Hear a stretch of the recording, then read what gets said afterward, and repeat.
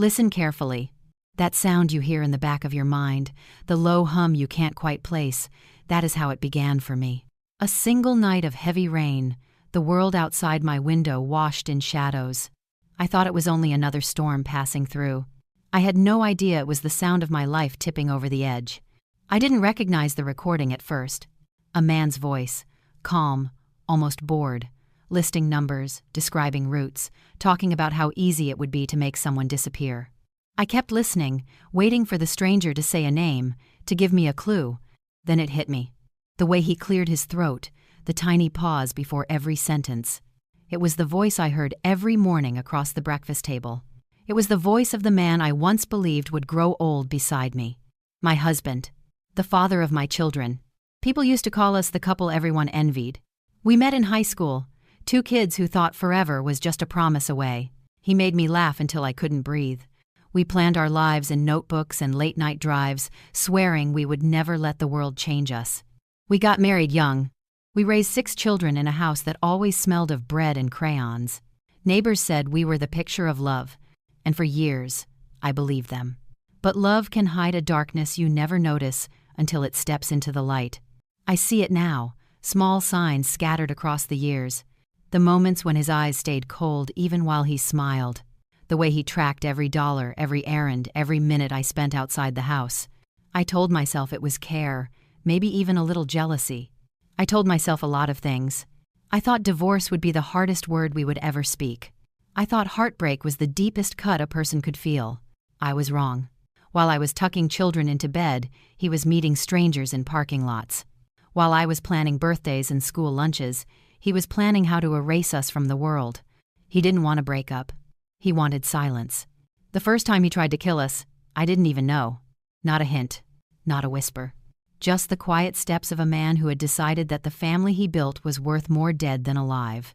When the truth finally came, it wasn't a sudden explosion. It was a knock on the door after midnight. It was the federal agents who looked at me with a mixture of pity and warning. It was the moment I realized the stranger on the recording and the man I once loved were the same person. And that was only the beginning.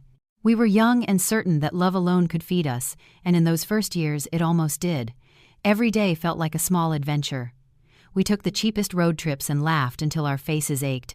We had nights on the beach when we counted stars and promised the universe we would never let go.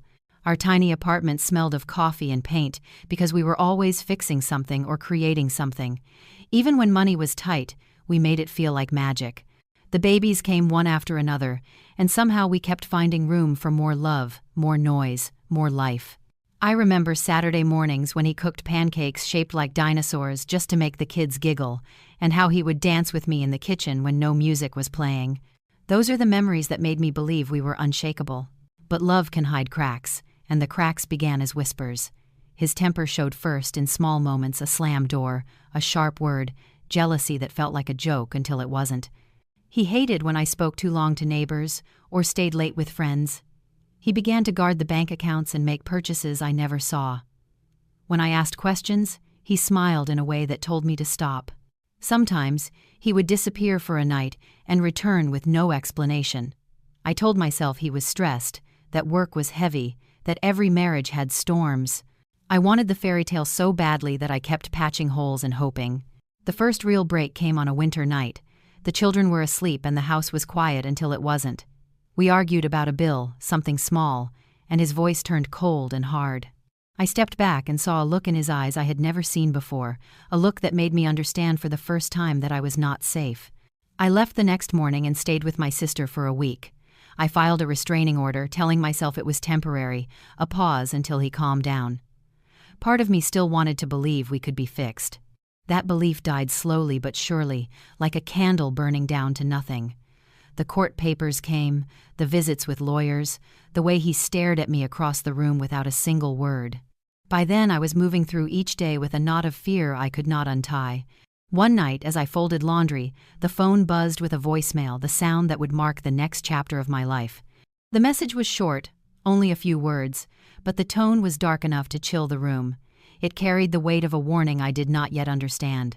It started small, so small I almost convinced myself it was nothing. Late at night, I would glance out the window and see a car idling at the end of the street. The engine never shut off, the lights never flashed. When I stepped onto the porch, it would slowly roll away. Then small gifts began to appear. A single rose on the doorstep, a child's toy we hadn't lost but now found again, sitting neatly by the door. No note, just the object and the silence of the night. One evening I came home from the grocery store and noticed the tail light of my car was cracked and blackened as if it had been burned. No one had been near it all day.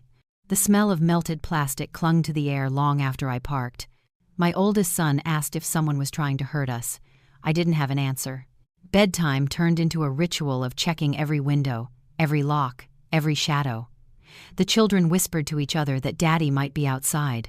They started sleeping together in one room, lights on, holding hands. I told them it was just a game, but they knew better. I filed for a protective order and kept my phone by the pillow every night. Sleep became a stranger. Every creak of the floorboards, every gust of wind against the siding made my heart race. Some nights I thought I heard footsteps on the porch, and I would stand in the hallway, holding my breath, too afraid to move. Then the messages began. Texts from a number I didn't recognize. At first just dots or a single word. Soon. Then a photo of my own mailbox taken from the street. Another of the children's bicycles in the yard. I showed them to the police, who promised to watch the house, but the sender always stayed a step ahead. I kept every message, every picture, every scrap of proof. Each one felt like a piece of a puzzle I didn't want to solve. The walls of the house seemed to close in, as if the fear itself was alive, breathing in the dark corners. And then came the night when the truth finally surfaced, when I learned what he was really doing. I found out he wasn't just watching us, he was planning our deaths. It was a Tuesday afternoon when the knock came. I almost didn't answer. I was folding laundry, trying to keep my mind off the late-night texts.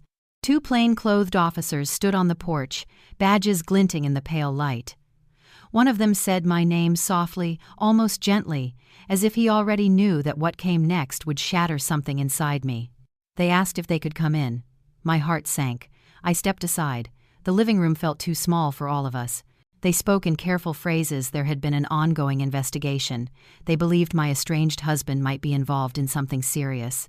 They needed me to sit down before they continued. When the older officer finally said the words, they didn't make sense at first. Murder for hire.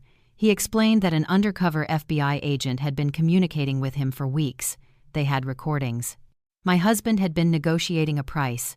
My name and the names of all 6 of our children were on the list. I remember staring at the carpet, the pattern blurring, while my ears rang. I asked them to repeat it, thinking I had misunderstood. They played a clip on a small recorder, his voice calm, deliberate, naming each of us like items on a grocery list, offering thousands of dollars for every life. My knees went weak. The room tilted. For a moment I couldn't breathe. That voice was the same one that used to read bedtime stories and sing off-key in the car. It was the same voice that once promised to protect us forever. Hearing it talk about killing us felt impossible, like a nightmare leaking into daylight, but shock quickly hardened into resolve. I gripped the edge of the couch until my knuckles turned white and asked the officers what they needed from me. If there was a chance to stop him, to keep the children safe, I would do anything. The investigators laid out the plan. The FBI was preparing a sting operation. They showed me photographs of the meeting location, a dimly lit parking lot behind a deserted warehouse. They described hidden microphones, surveillance vans, agents stationed on rooftops. Every detail felt like something from a crime drama, except this was real and the target was the man I had once loved. I signed the paperwork to cooperate, my hands trembling but steady enough to finish. As the agents left, I stood in the doorway and watched their car disappear into the dusk. The sky was the color of steel, heavy and cold. That night I sat awake, listening to the house breathe, knowing that somewhere out there he believed the plan was moving forward. What he didn't know was that every step he took was now under the eyes of the FBI. The sting was set. The trap was waiting. Night settled like a heavy curtain over the empty parking lot. A single street lamp flickered, washing the cracked asphalt in a pale, nervous light. The undercover agent arrived first, wearing a hooded jacket and carrying a plain black bag. Hidden microphones hummed quietly in nearby vans. Every word, every breath was being recorded. Minutes later, my husband's car rolled in, headlights sweeping across the warehouse wall. He stepped out calmly. as if he were meeting an old friend for coffee. In his hand was a manila envelope. The agent greeted him with a low voice, and the two of them walked to a scarred wooden table set up beneath the lamp. From a surveillance van, the FBI team listened. I wasn't there in person, but later the agents would play the audio for me, and the sound still lives in my head. He opened the envelope and slid out a stack of photographs, our family portraits, cropped and numbered. He pointed to each face, quietly naming the price. Me first, then the children, one by one. 6 lives, each assigned a dollar figure as if we were property he was selling off. The undercover agent nodded, playing the role. He asked questions about timing, about weapons, about how to make it clean. My husband answered without hesitation.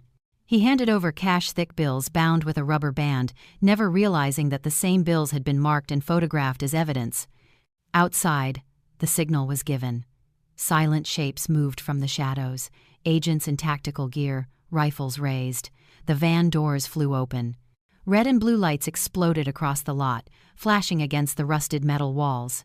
FBI, hands where we can see them. The agent stepped back as my husband froze, then tried to run. He didn't make it 2 steps before they swarmed him.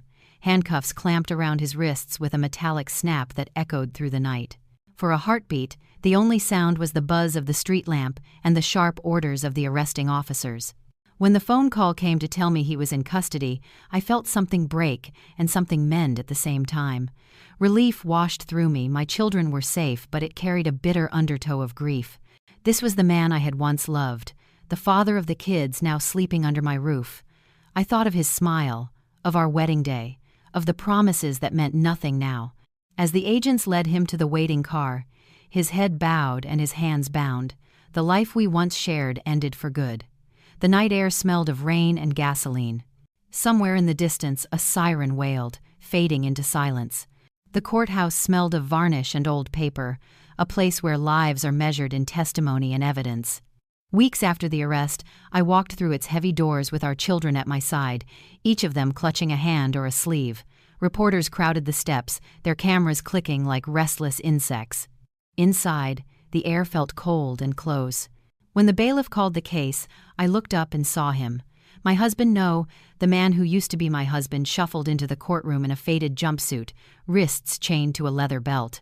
He kept his eyes low, but I could still see the face I had once kissed goodnight. That memory stabbed like a blade. The prosecutor began to speak, voice steady, describing the sting in meticulous detail. They played recordings of every meeting, every whispered instruction, every dollar he offered to pay for our deaths. Each word was a weight pressing deeper into the room. The judge listened without expression. The jury sat stiff and silent. When the tapes ended, a hush settled over the courtroom. I could hear the small, uneven breaths of my youngest daughter beside me. My oldest son stared straight ahead, jaw locked, his knuckles white where they gripped the bench. Years of trust were unraveling in real time, and I could do nothing but hold their hands and let them feel that I was still there. The defense offered no excuses, no grand speeches. My husband entered a guilty plea to solicitation of murder for hire. He barely raised his head. For a moment, I searched for the man I had once known, the one who built sandcastles with our kids, who sang off-key in the kitchen. But that man was gone, replaced by someone I no longer recognized. After the hearing, therapists met with the children. They spoke softly about nightmares and fear, about how to rebuild a sense of safety. Some of my kids withdrew into silence, others lashed out in sudden bursts of anger. Trust became something fragile, something we had to earn from each other day by day. I often find myself caught between 2 truths. I loved the man he used to be. I fear the man he became. Those memories of our early years' wedding vows, late-night laughter still flicker like ghosts. Yet they can't erase the fact that he chose to end us. The contrast is a wound that may never fully heal. When the sentence was finally read, a long stretch of years that would keep him behind bars, the gavel fell with a sharp crack. It sounded like the final door closing on the life we once shared. I gathered the children and walked out into the sunlight, the cameras flashing once more. The world kept moving, but for us, everything had changed. The courtroom is behind us now, but the echoes follow me. Tonight, as the house finally grows quiet, I sit at this table and speak to you, the people watching, listening, maybe wondering how a love story could twist into something so dark. If you are in a relationship where fear has begun to replace trust, please hear me. Violence rarely begins with a headline. It starts small: a raised voice, a slammed door, secrets about money, isolation from friends. Those were my warning signs, and I ignored too many of them because I believed love would be enough. It wasn't. I want you to know there is help. If you ever feel unsafe, reach out. In the United States, you can call the National Domestic Violence Hotline at 1-800-799-7233 or text START to 88788. If you are outside the U.S., look up the local domestic violence helpline in your country. You deserve safety. Your children deserve safety. You are not alone. I think about the life he tried to take from us every day. He tried to erase our family, but we are still here. We wake up, we laugh, we build new memories. We choose life. If you or someone you know is in danger, please call the numbers on your screen or visit a trusted resource online. Do not wait. Do not hide. There is always a way out. This is our story. It began as a love story and nearly ended as a tragedy, but it does not define us. We are more than what he tried to do. We are survivors,